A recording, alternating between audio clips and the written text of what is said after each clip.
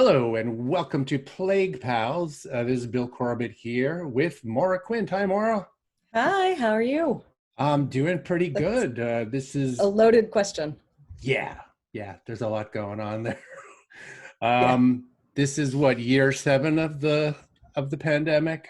it's something like that. And honestly, asking someone, how are you, should probably be banned at this point. I just can't stop saying it. And you Yeah, obviously couldn't stop saying, I'm fine, like we're supposed to. No. yeah. I mean, is there a better thing to say or ask? Just It's a like really maybe good just like question. what the fuck, That works. Yeah. or Yeah. or just a Are blank you, stare, like I think, yeah, that's sort of like you're staring at, like a dog staring at something going by, just kind of lopsided. yeah. Like, are you conscious, I think, is about all you can really hope for, right? Or like, Like a have dog you, lying on its side, only with considerably less contentment and feeling of well-being. right, right. That, or just like, how many pizzas have you eaten so far today? Just like the general question. Are you on Yeah. meal 3 or 12 today? That's about all I um, know. so we're recording this on May 27th, Wednesday, and I am here in the Minneapolis area. I'm just Yes, you slightly are. outside the city, and Maura and I thought we would spend at There. least a couple of minutes talking about what the fuck is going on in Yeah. this city. What the fuck Um, is going on is probably the only question. That's probably just it in general. What the fuck is going Yeah. Well, on? first of all, let me ask you, like, how much I think it's playing pretty big outside of this, Oh, yeah. 20-mile radius, but is it like it Well, all it over? is because I'm on Twitter. So, Yeah. that's like an immediate nexus into everything, so to speak, but you get a lot more. I don't know that it's, local newsworthy out here. But Yeah. but that said, I did speak to two other non-Twitter people today and mentioned in passing, like, oh, the stuff that's happening in Minneapolis. And they both knew what I was talking about. So Hmm. I guess it is getting around. It's I think it became even more of the moment when it was combined with that thing from New York, Central Park, the sort of more benign, not benign in any Right, way, but I guess what I mean is less lethal, just right. potentially lethal Karen dog birder incident of Yeah, and yesterday. I think that coming off of that, like there was an almost, there's so rarely any sort of moment of slight catharsis. And I feel as though like people actually seem to recognize that, yeah, what she had done was incredibly wrong and incredibly racist, which that alone seemed kind of shocking because there seems to be so much denial of like, everything's fine. And the overwhelming majority of responses that I saw seemed to be like in condemnation of her, which was something. And then, you know, everyone escaped alive, and we started seeing some consequence. Like she gave up her dog or had it taken from her. I'm not entirely sure. And then she was fired. So there was this moment, this like half moment of like, oh, all right, like, are we maybe we've got millions of miles to go, but is there a tiny little glimmer of some sort of hope for progress? And then immediately just, no, not at all. Not what were you thinking? That was ridiculous. Come You're a on, fucking idiot. Maura. No, I Yeah, no. mean, it's I did not follow the Central Park story past a couple of beats, so I didn't really even know about her situation with her job, and her dog being Yeah, taken away makes me a little sad. But then again, if you see the footage of it being yanked around by its throat, ostensibly to protect it, um, right. it's pretty ugly. Um, but I did know that, like, the connective tissue between that and the Minneapolis story was immediate. It's like, you're calling the cops on this guy. This is what happens when you call the cops on a black guy a lot of the time. So this is what the actual threat was to that guy, Right. to the That's right. birder man. Yeah, and when we think, me being in neither of these places, but like when I think of cops and the racism of cops, I think of it as being prevalent everywhere. But I go to New York as like my first sort of place of contact, and I guess because I've seen so many stories come out of New York and the NYPD. So for this then to be happening in Minneapolis, which is not like, not in my head as anything. I'm sorry, I don't have a lot of preconceptions of your of your home. It's Snow okay. It's one of the reasons I live here. It's under the radar. prints and snow. That's about all I got. But it's not like I don't know if there's tremendous racial tension, or it's just that cops are racist everywhere, or I mean, like, not that one I think it's all precludes of the other, above. but I honestly, yeah. and this is as someone who I've lived here for a while, but I am a New Yorker originally. So I know that scene has always, like, since I was a kid, that's been a powder keg. But Yeah. yeah, the lesson I think of the last couple of decades, and certainly here in Minneapolis as much as any place else, is that, this is everywhere. This is Yeah. everywhere. I mean, if you heard anything about the case of Philando Castile Yes. Yes. not too long back, I mean, that was horrifying. And that actually, that was somebody who I actually knew people in common with. I mean, it was, a couple Wow. of steps removed. I didn't know him personally, but Mm-hmm. the absolute horror of people who knew him and said he was a really good, decent person, and kids loved Oh him. gosh, yeah. And it's I just saw like, such an outpouring of like adoration and grief following his murder. It yeah, was, and the weird thing is, like somebody on Twitter the other day was like, even in Minneapolis that happens. Like, yeah, it is here as much as anywhere. Wherever there's a culture of white people and their police force, that's going to be yeah, it. And I know, like, wherever there are white people. the guy I No, it's and true. And go ahead, Maura. no. Well, I was just gonna say, like, I think that there is a lot of desire to like pretend it's contained, like pretend it's, Yeah, well, that's a problem if you go here, like that's where that is. And there's this idea that like, oh, it doesn't really exist other places. Other places are all nice and it's all fine. And that's you how know, that's how every area in the country has comforted itself about the Deep South right, for decades now. um, right. it's really it's weird that that people actually thought that Minneapolis was any different, and I think it might be because we have sort of a good government tradition with a sort of prairie populist, like providing pretty good services. We've Yeah. had some interesting people come out of here, like Paul Wellstone, but we've also had, Michelle Bachmann right next door to Paul Wellstone. I live right next door to I remember Elon her. Omar's district, like the monster for not only Republicans but half the Democratic Party. Hmm. Um, Yeah. but I've always, like, until recently, I've been saying, like, well, it's kind of, we try hard here and we try to be fair, or they try, depending on whether I'm deciding I'm part of it or not. And then just, Right. I've had my eyes opened a little bit lately, but somewhat by talking to my friend Brandy, who was on my previous podcast, and just, trying to make myself a little more aware. And things like Philando Castile, and just the stacking up of incidences like this. Yeah. It's so clear. Um, and then last October, it's like it was a fully mask off moment for the Minneapolis police when the head of the Minneapolis Police Union, a guy named Bob Kroll, which, I mean, I'm trying to think of a more fuck you name, like fucking troll, Bob fucking troll, actually was like one of the big speakers and boosters at a Trump rally here down at the Target Center.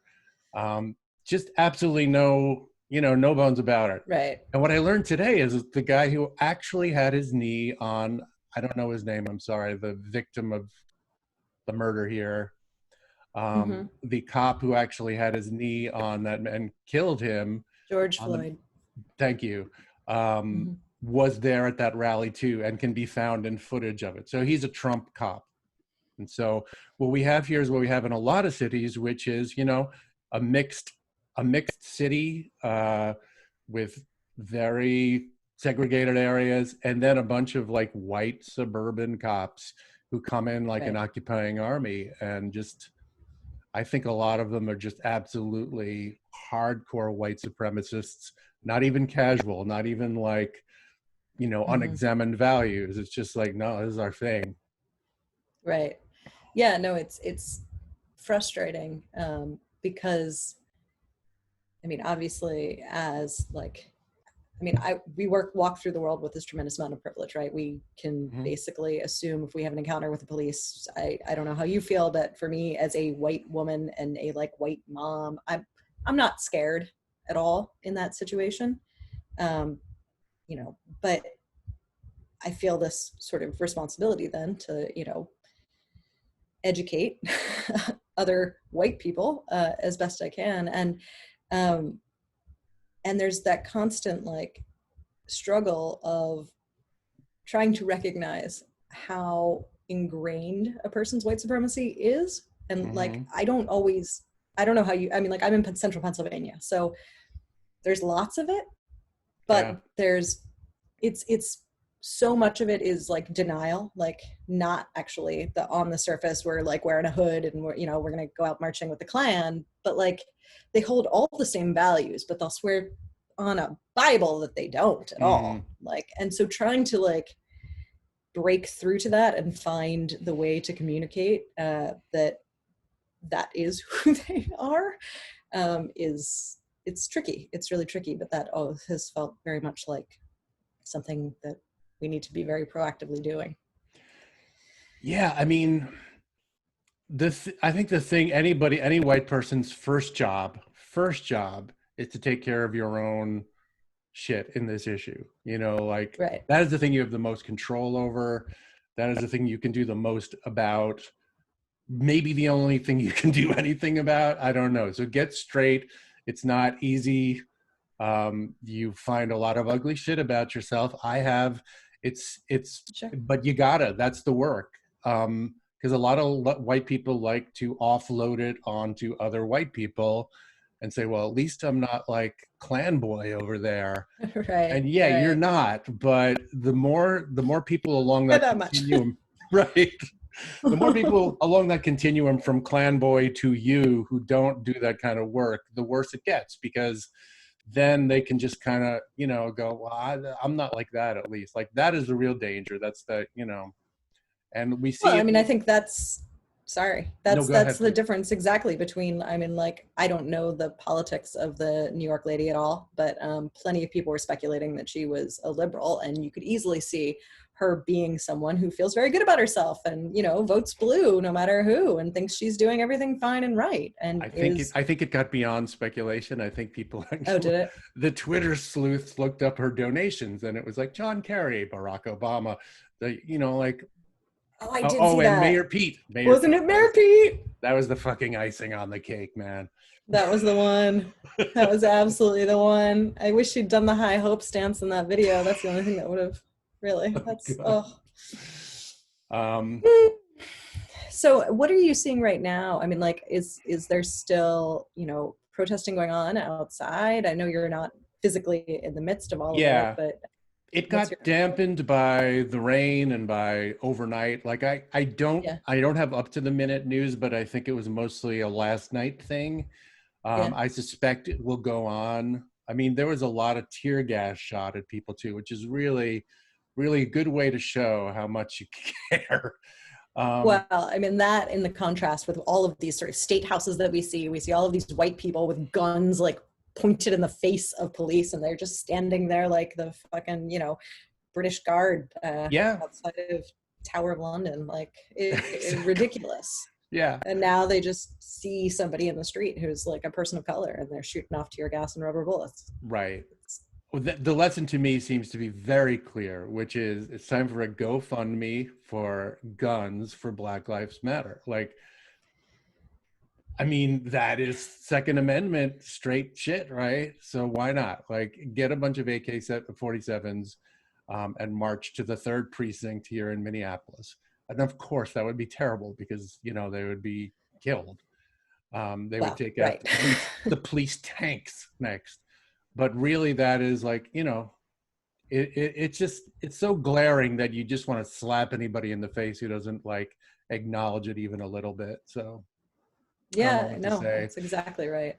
It's not going anywhere. And one of the things that infuriates me, and I don't know if you hear this, but like I hear this constancy of like, well, that's Donald Trump's America. This like full blown, we're just gonna like pin it to him because, you know, he's a racist piece of shit, and certainly he is. He sure is. But he didn't create this shit. Like, this did not start with him. He's just kind of where we've gotten to at this point because of its continuation for, oh, well, I don't know, like hundreds of years, founding of America and all that fun stuff. Like, the idea, it comes Ferguson happened under Obama, you know, the pipeline protests happened under Obama, and he said better things about the incidents, but it's like that, you know, and he was on the business end of tremendous amounts of racism too, but it is absolutely more complex than, the orange Cheeto is bad.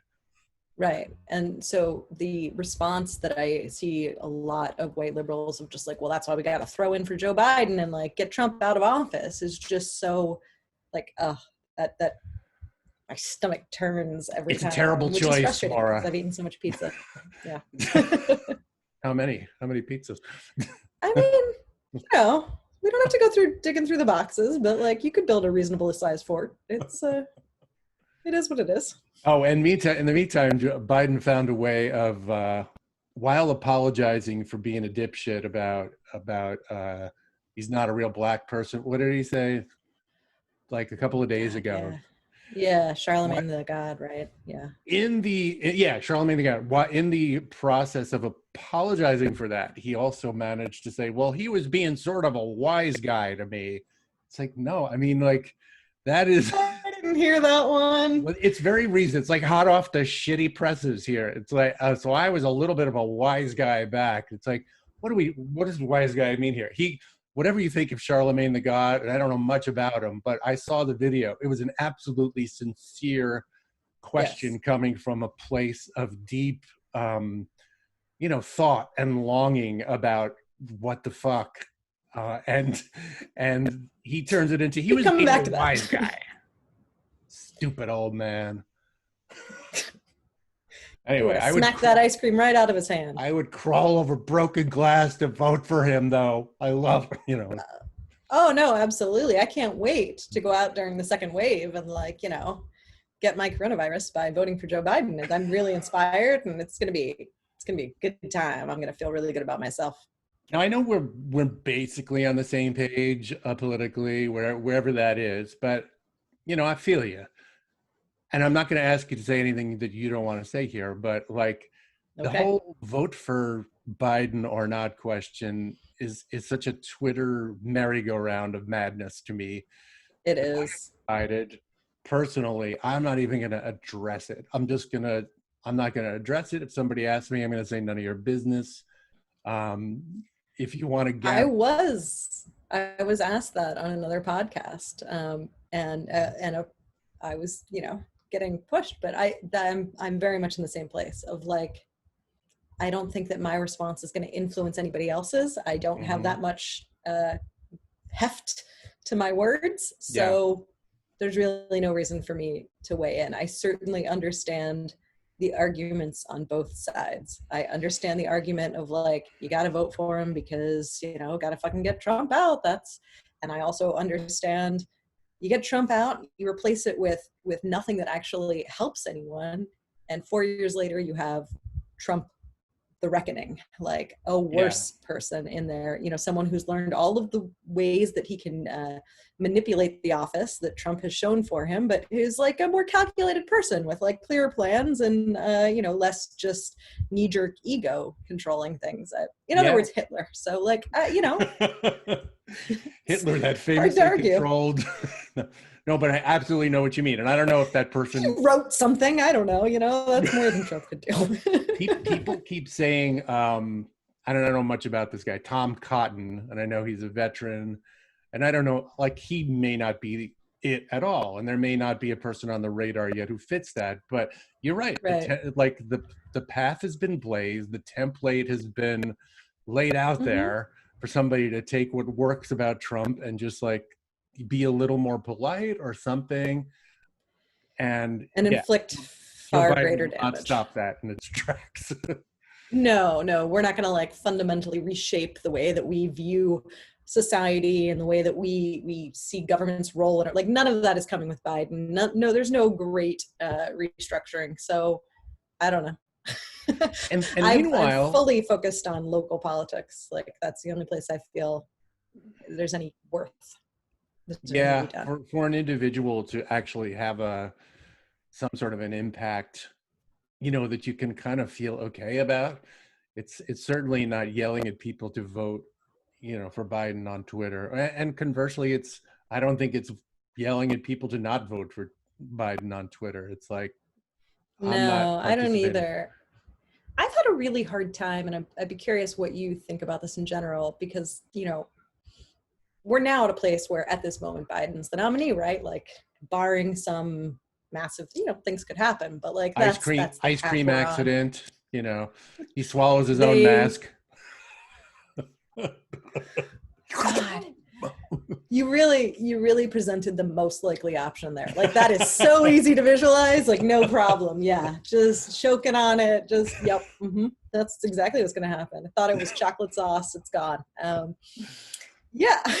So, but before that, when we actually thought we had a choice and there were various candidates in the running, like there is this whole part of Twitter that definitely feels like bullying is the right way forward. And in 2016, I was very like, I just thought that was not going to be of any help to anyone, and was like, I was really anti it, and maybe I was a little too pie in the sky, like you have to win more friends with honey and all that sort of bullshit. And I veered a little more towards the like, all right, yeah, people do need shamed sometimes. Like shame Right. can be useful, but like I'm still the sort of trying to bully someone into like changing their minds on Twitter is a weird sort of thing to me. Do you have like, how do you feel about it when you see it? I don't know, maybe it's just Complex. catharsis. Like maybe it's just good because you can't do it in real life. So just, I think that's about as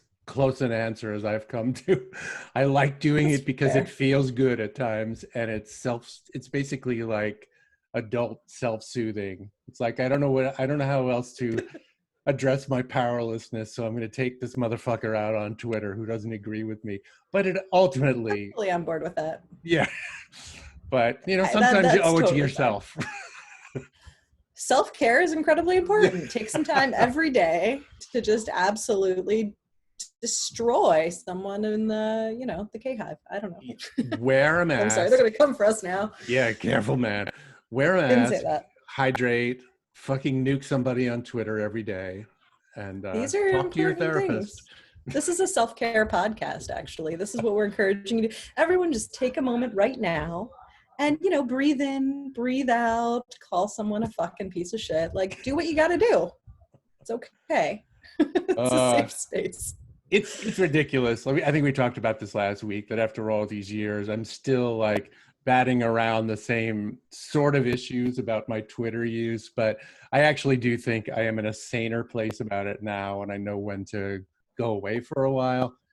I Well, know. that's good because everyone thinks Twitter's about to end, right? Like where that's the big thing now that Twitter is attacking Trump and Trump is gonna like take the whole site out because of it That would in be his fucking great. That would be great because it would be great because he would be shooting his own fucking head off, and it's like it's true. it's his only unfiltered place, really. I mean, I guess you could say Fox News But or doesn't he have the ability to like take all of our cell phones and send like emergency texts? Doesn't that fall within probably. his purview somewhere? Because I think we're just going to be waking up like till our phones going off at 3 a.m. being like, uh, fuck Kathy Griffin. She's a Right, like right. like just ridiculous sort of things. That is the way humanity deserves to end, with like a 3 a.m. Kathy Griffin emergency text. You That sounds about right. know? Yeah, that's definitely sounds the route Not that with a we're bang, on. but with a stupid, snarky whimper.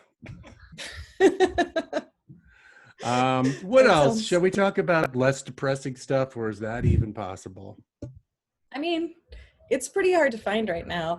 Also, just an apology if for some reason like something falls through the door. I can hear my children ripping each other apart. Like they've been fantastically good all day. So obviously, well, they waited till now to just like full on have a war. But Yeah. you know, that could burst in at any moment. This is None of us are this is a safe. very casual podcast. Any person could burst through either of our doors at any minute. Family members, animals, You never pets, know, or Kathy otherwise. Griffin. Like it's a lot can Kathy happen Griffin here. could just she will enter both of our spaces simultaneously. That's when you know the simulation is over. I'm ready for that to happen. Bring us, Kathy. Um, so I was curious. Memorial Day. Did you do anything this past weekend? Did you go anywhere? Did you like? No. In a word. Good. It That's was good. very soggy and rainy here. We had a couple of good days before that where we kind of went out, but really nothing like I know some people had like barbecues and all that. We don't have a ton of family in the area, and I still feel like people are just cautiously kind of emerging That's from their nice. spaces. I don't know. What Because about you I guys? felt in Pennsylvania that was like not the case at all. Like I felt one like pressure from people being like, "Oh, you got to come to the memorial." I'm like, I'm not going to a party. Are you kidding me? There's a fucking pandemic still happening. Mm-hmm. So that was thing one. And then two, I went hiking with my kids Good and for you. yeah, oh, it was. I was very proud of us for leaving the house. It was like a whole thing. And they were miserable. But nonetheless, we got in the car, we like drove, and the roads were super crowded. There were lines everywhere. People were out. They were acting as though nothing like it was just normal life. And it Mm-hmm. pissed me the fuck off, frankly. Like I was Yeah, just so mad all weekend.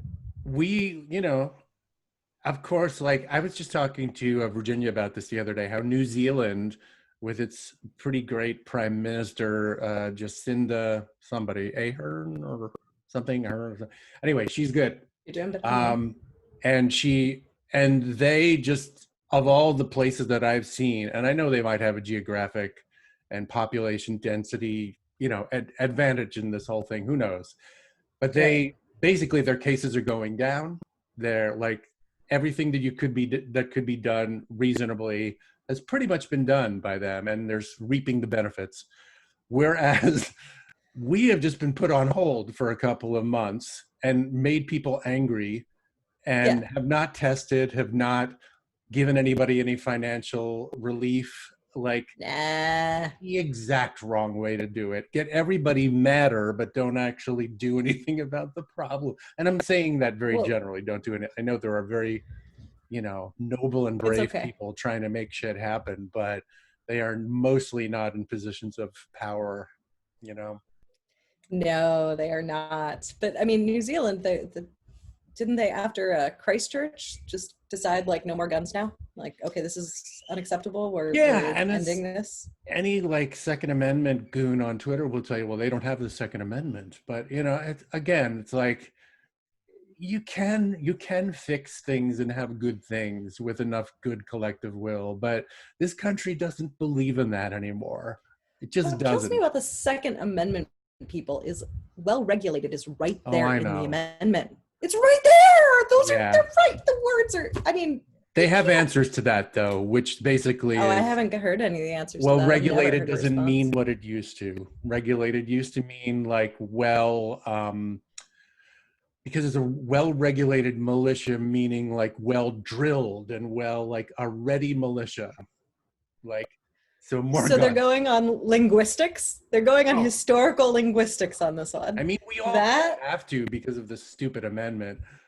But yeah, sure, it's sort of sure. like the trick that's been played with the Bible for a year. It's like, aha, that forgiveness doesn't mean what they say it means in the Bible. It means kill that person and then like pray for his spirit. It's like, That's right. That's right. The yeah, rich person fitting through the eye of a needle. The point is, rich people are really big and important, and we should respect them. That I mean, yeah, nobody wants to go through yeah, they get it's through very the like places that we can't because they're cool. I don't know. that's right. They grease the wheels with some money. It's right there in the Bible. I'm pretty sure somewhere in the back. No, it's absurd. So Um, yeah, oh yeah, about coronavirus. Like I do feel like we've had the worst of all worlds for the most part. Like our state government, Tim Walz is our governor. He is, you know, a centrist Democrat sort of, but he's like a good government liberal in the best sense. Like, I don't think Okay. he's a real corrupt dude. He has a life of service. He's a teacher. Like, no, but that's a big thing at this point. It's like amazing. It's like, wow, he's Kind of not amazing. corrupt. I think he's like a decent guy who really just believes in the centrist philosophy a little bit more. But he's done a pretty good job, I think, Mm-hmm. in informing people and trying to, like, you know, balance. Right. But the problem is, like, he's not, like, he's an outlier. There's a lot of idiot governors and just downright Mm-hmm. creepy felons. But, you know, and then Trump and everybody else, and then Nancy Pelosi, who won't give anybody a fucking thin dime to get through the next couple of months, you know, Gonna while means they're, test that dime first, okay? yeah. Like we've got to see if you really need it. So the result Oh, is bang. everybody's rage is building up, and the numbers of dead are going up, and nothing really is being fixed. And then everybody just decides, like, Memorial Day, time to go out and party. It's like, Yeah, we're done. It's fine. I'm fucking Everything's done with fine. this. I'm done. No more. It's like, just like, Yo, we're the only country where we you can did actually it. end the pandemic just by like just pure force of will. Just nope, over. I Hey, say pandemic, so. Done. suck it. I'm going to the I'm pool. seeing that with the Kid Rock picture. Yeah. Flipping Well, off did a you see, podium. like, especially since the ostensible reason that has been used is, like, people need to go to their jobs. They want to work. You know, they have mortgages to pay. Let them go back to work. And aside from all the disingenuous shit around that, the first major pictures you see is, like, people drinking at the pool. Like, Right, yeah. That is my work. My work is partying. my Not work is getting fucking laid, buddy. clocking. It's It's yeah, so, nice. like, I don't wish for more sickness and illness. I am sick of being in the house. My kids are going crazy. Like, everybody's going crazy here. We're tired of it. Right. But I also know that, like, science-wise, I don't think we've done a lot to solve it. Science? What's that? That's some kind of magic shit. I don't know. I don't know. Well-regulated science? Let's look at these words closely here. Science actually used to mean witchcraft. If you go into the King James version of science, I don't know. I definitely read that somewhere. That's absolutely the case. Yeah, no. So how It are was things in Pennsylvania, like, generally speaking? Like, do you have, I confess I don't know who your governor is right now. Not that I know that stuff, generally speaking, but. No, I definitely know who our governor is. I just don't want to tell you. I'm Oh, just is gonna it the keep guy it with my I don't name? remember. I can't think. No, yes, no. I can't even remember who our governor is right now. That's That's what I okay. know of Pennsylvania. There was a recent governor with my last name who I got. There Wasn't was, there? yeah. He was a Yeah, scumbag. no, there was a Corbett. Yeah. I don't know. See, just a moment ago, I was telling you local politics matter. And what I'm trying to say is not enough for me to know anything about them. You mean What like I know right now. you're really into the alderman's race, aren't you? I have like state Senate seats that I'm like fixated on, but I've Maura, completely given up you know beyond more that. about politics than I have. You know, like, you've forgotten more, whatever that saying is. You've forgotten more than I ever knew. So, like, It if is a name actually part goes of it away. though. I will have to like focus, and it just shoves other shit out of my head, and Pennsylvania just hasn't been like in the world I've been focused on. I've been more focused on like Wisconsin, which is Yeah. ridiculous, but a little bit, Oh, yeah.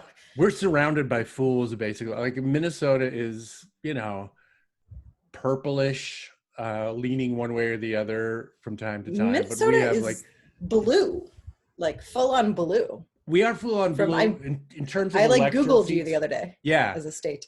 we have two Democratic senators, both women. One of them is Amy Klobuchar, and I mean, it's, you know, it's a particular shade of blue, but it's still pretty blue. no, definitely. But it could and has tipped over the other way, like, in a heartbeat.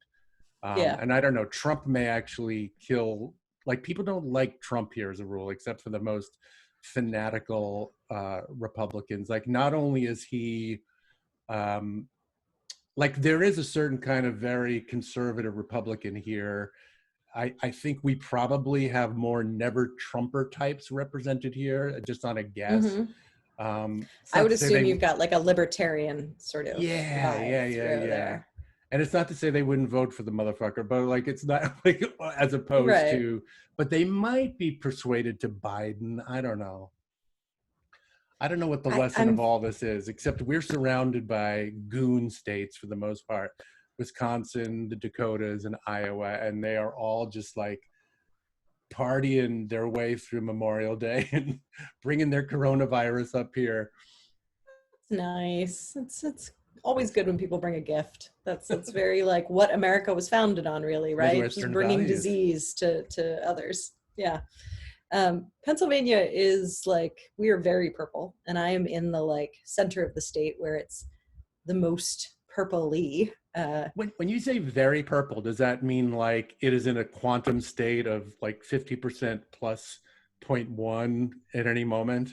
Yeah, I'm, I mean, Philadelphia and Pittsburgh are blue. They always go blue. But yeah. so then it's a question of like how much of the rest of the state is going to counter those. Where we've gone blue more often than we've gone red, but it's still a toss up. Like you Mm-hmm. just don't know. And there are, I mean, I'm in a neighborhood where there's tons of Trump signs and Trump supporters, and like it's infuriating, but it's like it's constantly around here. Mm-hmm. But I tweeted about this.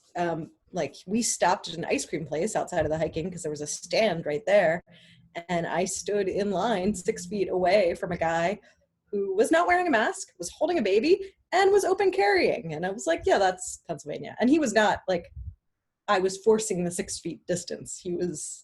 The idea of distancing did not occur to this man, but he was Mm-hmm. prepared to shoot something. Like he knew Well, what the threat was. if a coronavirus approaches, he can take the motherfucker out.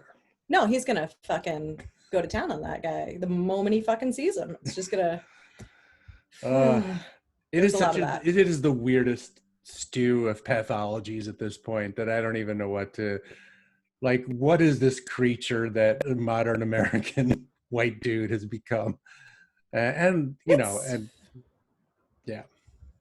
no, there's absolutely, like, there's zero logic to it. It's just like pure, it's this ego, but the ego even then is being informed by like what they're supposed to believe is they're supposed to follow. It makes no sense. Like there's just absolutely not an ounce of reason to any of it, which is fantastic because they were also the people who will tell you most aggressively that, you know, that Democrats and liberals are all the fucking emotional ones, and they Yeah. just follow what makes sense and are thinking about things.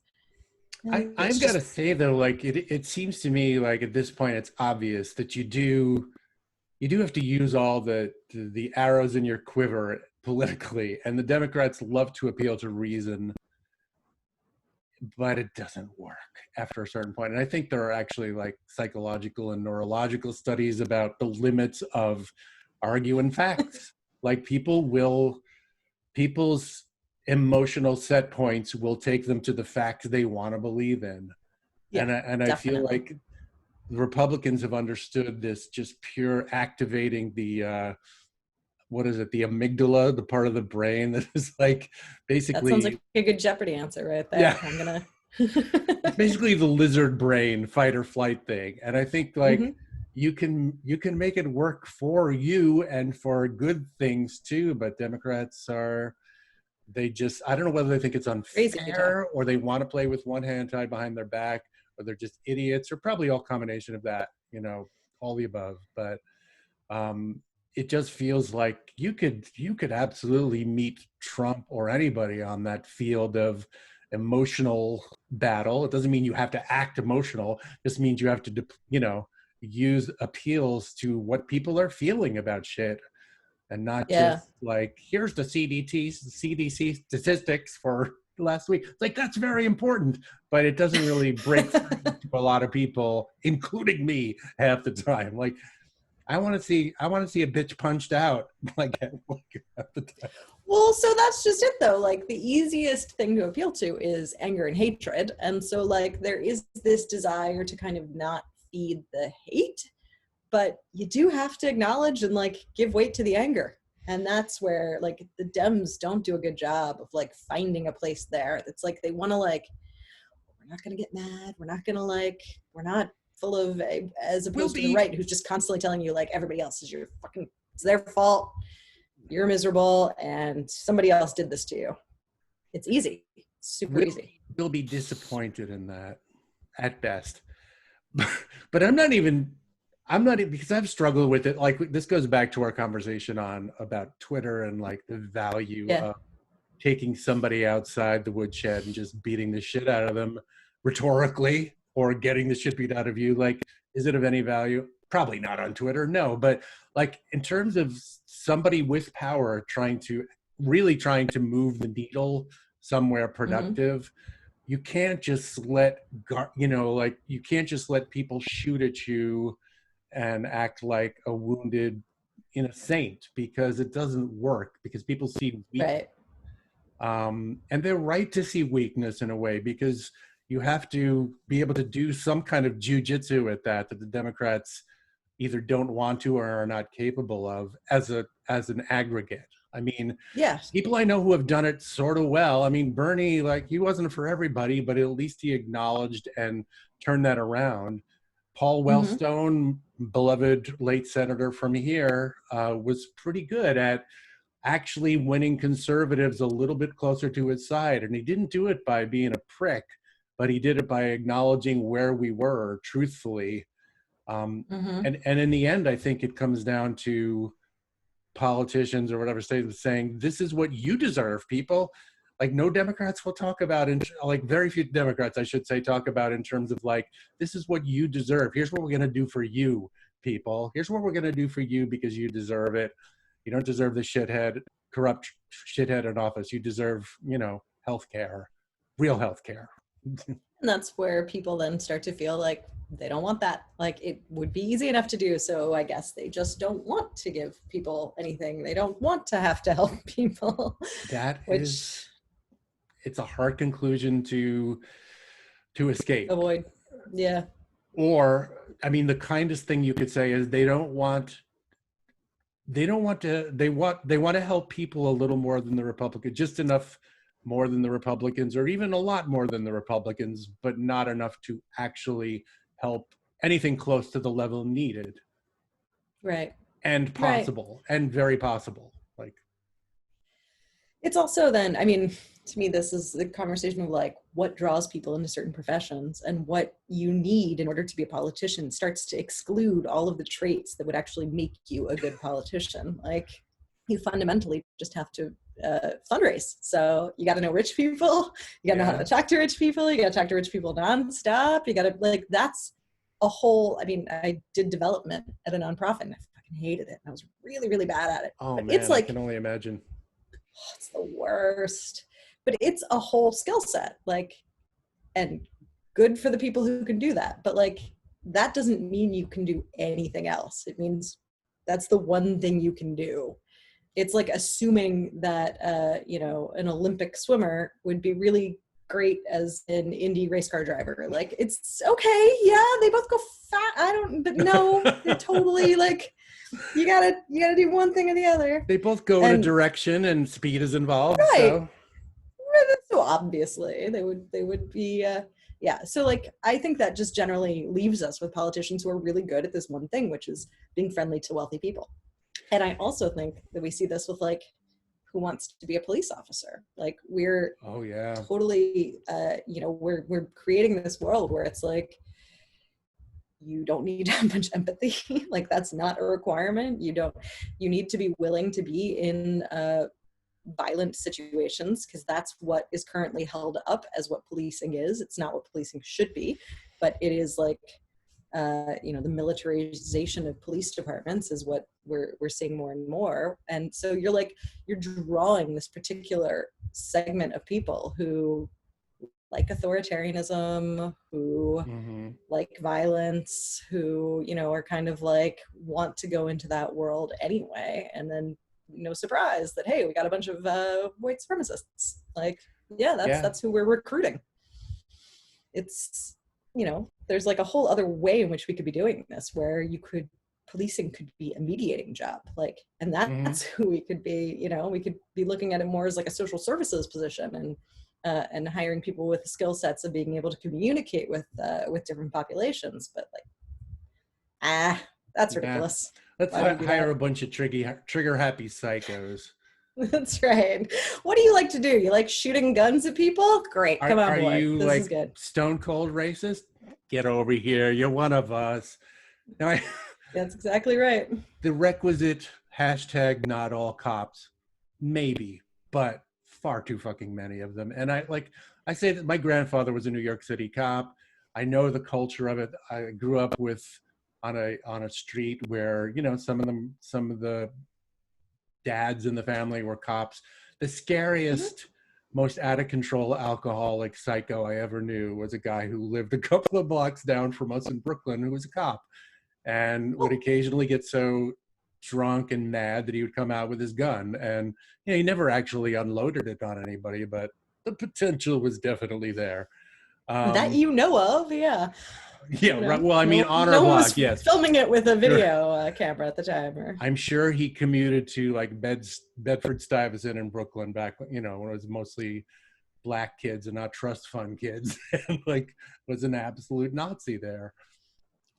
yeah, that sounds about But right. I think what you said about both of those things, about the kinds of people likely to go into certain professions, you know, that you really need like a glad handing fundraiser type more than a visionary to be a Democratic Hmm. politician these days. To be a Republican, you need kind of that, but it's like it's a whole other psychopathic continuum, Oh I yeah, think. I'm using derivations of psychopath a lot today. It's my I big think feel. that's okay. It's my Yeah, feels. no, that's fine.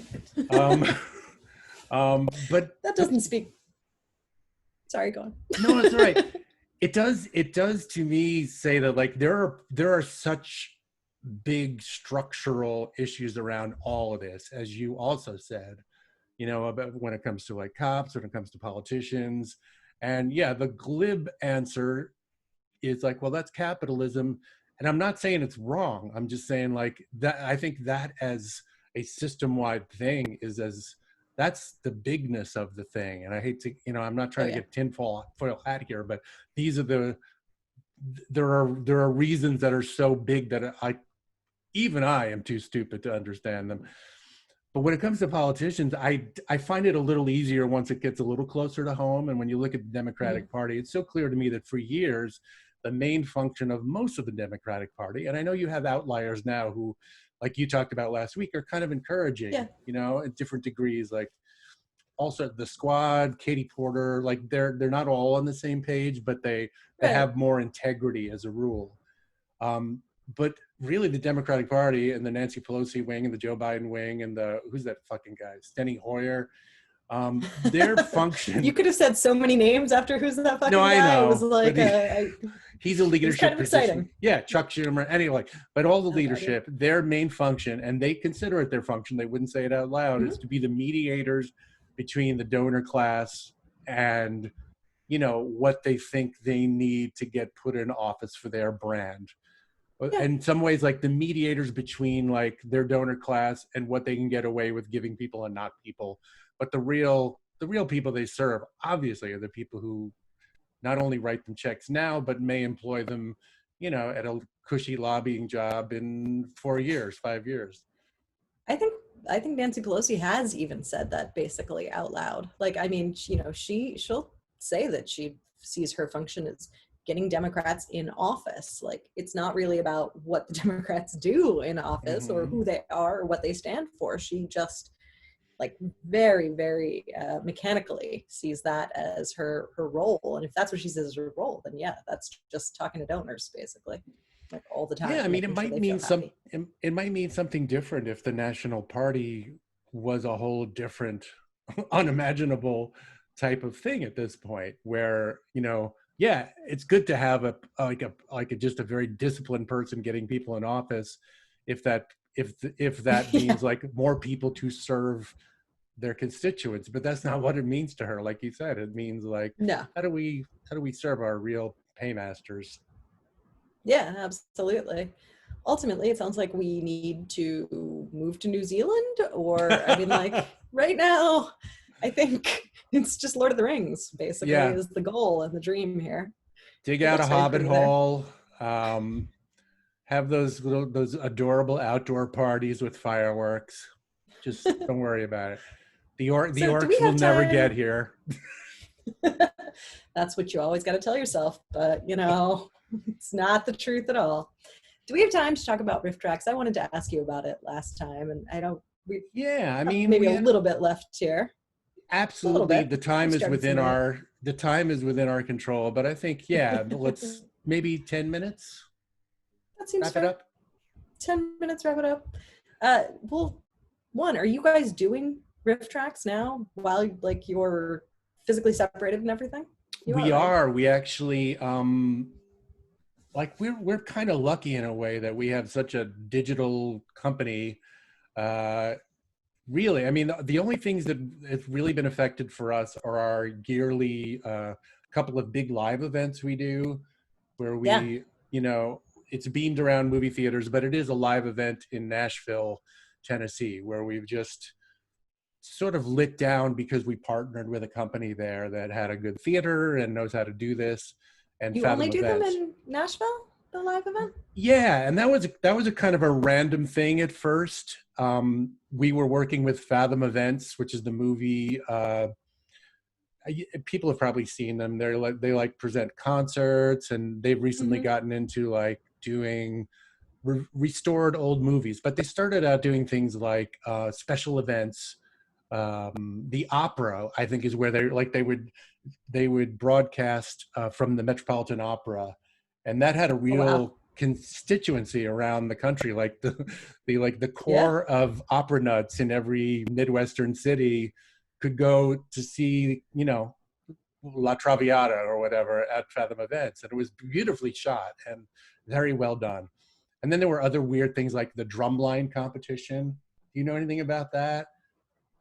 No, it's I don't largely think I uh, do. it's largely like, I think it's like black colleges for the most part, Oh, sure. Yeah. but it's really cool. It's really impressive to see. But that was like It's a another thing where, competition. yeah, it's kind of a competition, but it's, That's just very like cool. awesome displays of basically marching band drum stuff, which sounds weird when I say about it, but it's a lot more fun when you see it. And then unfortunately, another one of their early experiments was with Glenn Beck doing a couple of his absolutely idiotic live shows, and I'm proud to say that those never sold worth a damn.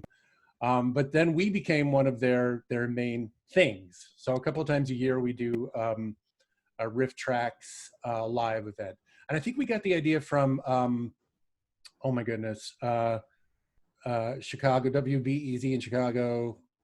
What am I thinking of? This American Classic public Life. radio show with the guy with the glasses, Ira This Glass. American Life. Thank This you. American Life. This American Thank Life. you. Okay. I had to pull that thread for about 10 minutes to get there. But yeah, This American Life did a live show, and we went to it and it was like, we could probably do a version of this. Anyway, that was way back in 2009, and we've been doing a couple of them every Oh, wow. year.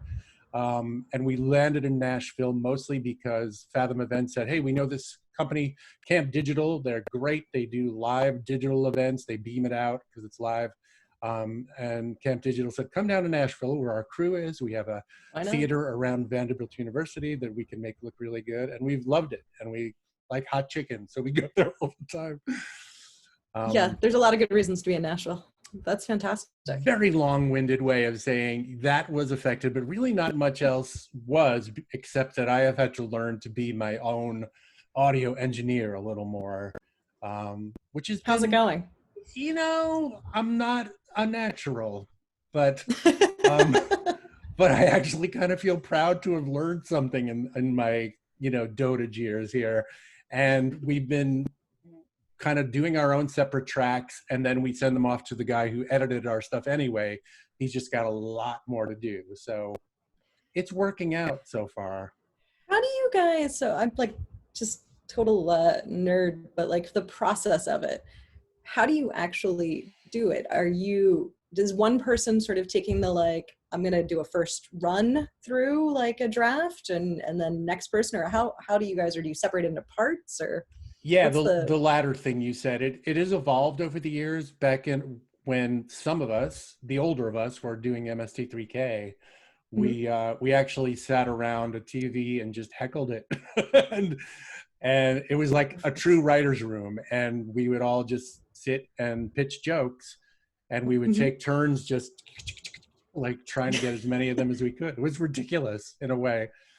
But since we're all like very geographically distanced, even Yeah. pre-pandemic, I mean, our office is actually in San Diego. A couple of us are here in Minnesota. Some of us are in LA and Portland. I mean, our Yeah, I guess staff. I wasn't even thinking about that. I was kind of thinking, in my mind, I knew you were where you were, but in my mind, everybody else was in California. So I guess I was Yeah, a kind lot of, of them are. Mike Nilsson was living in San Diego for a while. He came back here, so that makes it easy for the three of got it. us, old MST3K dudes, to like just record in a room together. But that's the thing that is not possible at the moment. Um, but luckily, yeah. I mean, there's so much you can You're do. not doing Zoom calls where you watch the movie and just We are. zing some jokes. We are doing a lot of, we had a Zoom Yes, rehearsal this morning. We're just not recording on Zoom because the quality is, Zoom. right. But yeah, so we're recording more to like dedicated audio technology, audio software. And, but yeah, all our rehearsals, our meetings, all fucking Zoom. There is no escaping it, Maura. It's just all Zoom all the time. It's We are great. on it This right is, now. I know, I know. I'm starting to think I'm not gonna like return to the 3D world. Like I think this is it for me. Is it I because you like it or because you just feel like the outside world has disappeared? No, unfortunately I know it's still there. It's just, you know, I really, really like not having to like get anywhere or get Mhm. back from anywhere. I love it so much. I love like, even if it's something social, like I like, oh, okay, I get to hang out. And then when I'm done, I can just like roll over and lie down and like go to bed if I want. Like it's just so convenient. I like Or, that about anything. Any situation where I can just roll over and lie down at any moment, it's for me. no, and so the other thing I was going to ask you about was hate mail, which I Oh loved yeah, thank getting you. to watch that remotely, but it ruined me completely for going to the theater again because I'm like, I'm in my pajamas, like, and in the middle of it, I just took the computer with me and like went and got ice cream and like, Yeah. oh, this is great, this is fantastic, this is the only way I want to watch theater from now on. Fuck that going to a like actual theater and having to be quiet and like not opening your Yeah. bag of mints or whatever. Right. Waiting I'm in the done with bathroom line at intermission. No way. it. Yeah, I got my own absolute bathroom at bullshit. home. So you co-wrote that with, Yeah. and I cannot think of the name of your Her co-author. name is Kira Obolensky, and she's a fellow playwright here in Minneapolis and a friend of mine. And we wrote it like it's an old play. It's 20 years old. And It holds we up. no, thank you. I mean, we did a little bit of just like a couple of little blue penciling edits here and there, especially stuff that just felt a little uglier 20 years later, frankly. Oh, yeah, Mostly shit yeah. I wrote. Live and learn. You didn't put Jimmy Fallon in blackface, right? Like you didn't have to take that out of it. Oh man. All right, then you're fine. But yeah, I mean, I needed something to do. And like, this is like a whole, it feels like a lifetime ago because it was about a month ago. And my Yeah, wife, as I think I told you, had the coronavirus for a while and she was recovering. Luckily, she didn't get hit in the worst possible way, but it was kind of scary and madness here. And I have right. those friends of mine in LA, the Thrilling Adventure Hour people that Paul F. Tompkins works with a lot, had put on some really impressive live events. So I just sort of asked them how to do that using basically Zoom. And they helped me produce it. Ben Blacker, who's a great guy, just sort of produced the tech side of it. Yeah, And I asked Paul, who I've been friends with for a while, and he's great. He can do anything and make it great. And Ray Seehorn, who I worked with in theater a while back, she did a play of mine in Washington, D.C., also about 20 years ago. when she was a young actor, and people like, they love her on Better Call Saul, justifiably, but she's also extremely funny. Like, she's a really good comic actor. And I've been in They touch were with her both on great. Twitter a little bit. I said, hey, you want to do this? And she said, yeah, I need something to do. So luckily they both said yes. And we made it a benefit for Partners in Health, which I am going to bang on about in one of our future podcasts, because I had a call with them today, and they are so great. And they have such the right approach to pandemic stuff that I picked them sort of just from Charity Navigator. Like, they seem to be doing kind of the thing I'm interested in supporting, and they do it really well. I But love that you then, use Charity Navigator. That's like, Charity Navigator to me is like when I used to work in nonprofits. It's like a nerdy thing that most people don't ever reference. can So you like, explain what it is to people? Because it was so yes. helpful. I mean, it's basically just a grading of nonprofits, and they look at a bunch of different criteria, including like where the money is going, which I think is one of the most key things, like how much of the money is going to overhead, how much is going to salary, how much is actually going to the individuals or whoever it's purported to help. And so it looks at sort of effectiveness in, I think there's 5 different categories of effectiveness that it looks at, and then gives star ratings, like 0 to 5 stars as to whether this is an effective charity, which is really, everyone should go on Charity Navigator. If it's an organization that you're like interested in giving to, go on and see if they've been rated and get sort of a sense of what they're doing. It's very, very useful for that. Yeah. Yeah, and I think there are 1 or 2 other sites sort of like that, and you can cross-reference them, but it was very convincing that they were using their money well.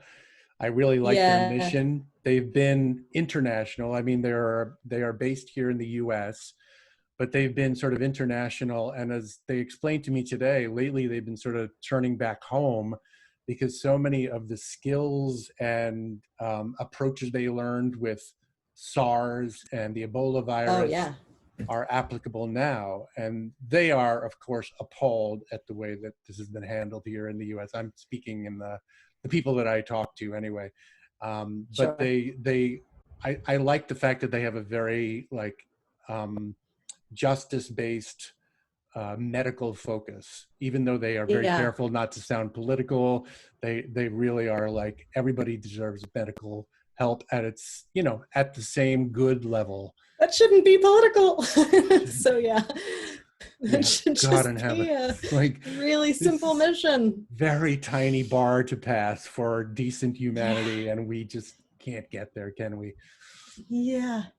Yeah, no, they seemed fantastic, and I looked them up too just because I was curious, since they were the organization that you chose for hate mail. I was like, oh, they must be doing something good. I had a lot of faith in your choosing them, and yeah, they seem It was a pretty little, I mean, I remarkable. did it ass backwards though, I have to say. Like, I chose them. I wanted something that, like, a lot of my friends were doing, were supporting like food bank stuff, which I Yeah. also think is wonderful. And I'm kind of trying to do that on the local level here.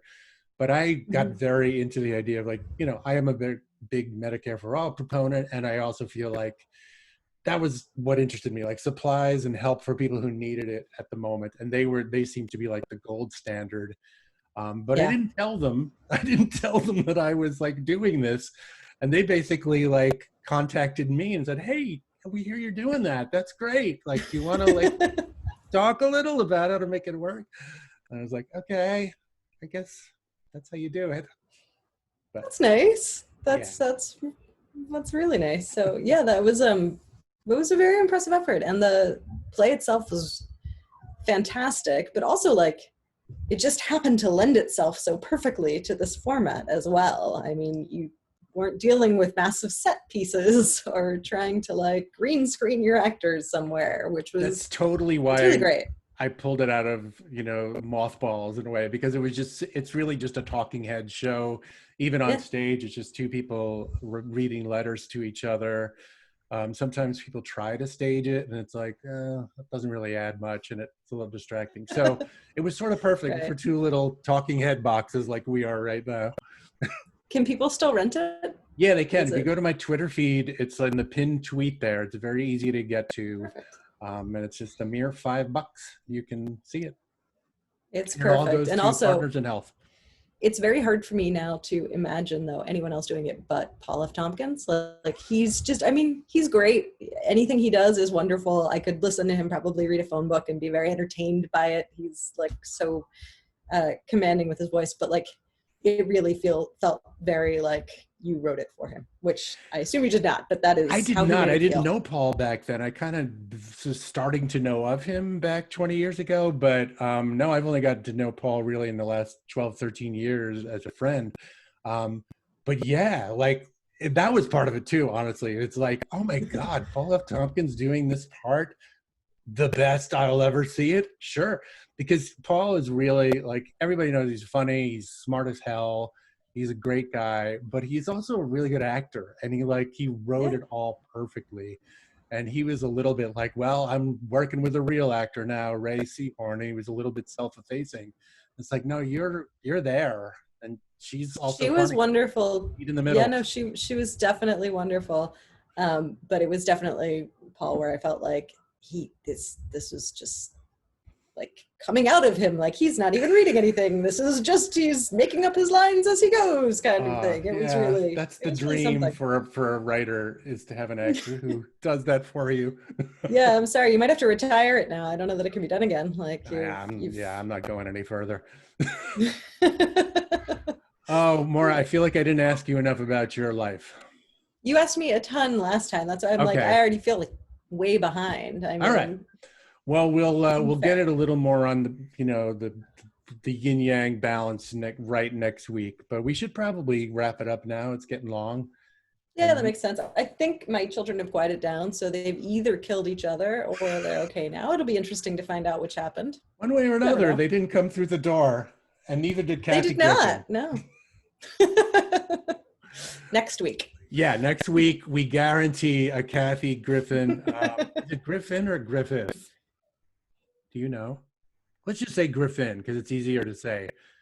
Yeah. Kathy Griffin And if we're guest not talking appearance. about her, then it's a mythical beast with named Kathy. One of those two things will come through the door next week. Have a great Absolutely. week, Maura. Thanks for chatting with me again. Thank you. You too. See you soon. See ya.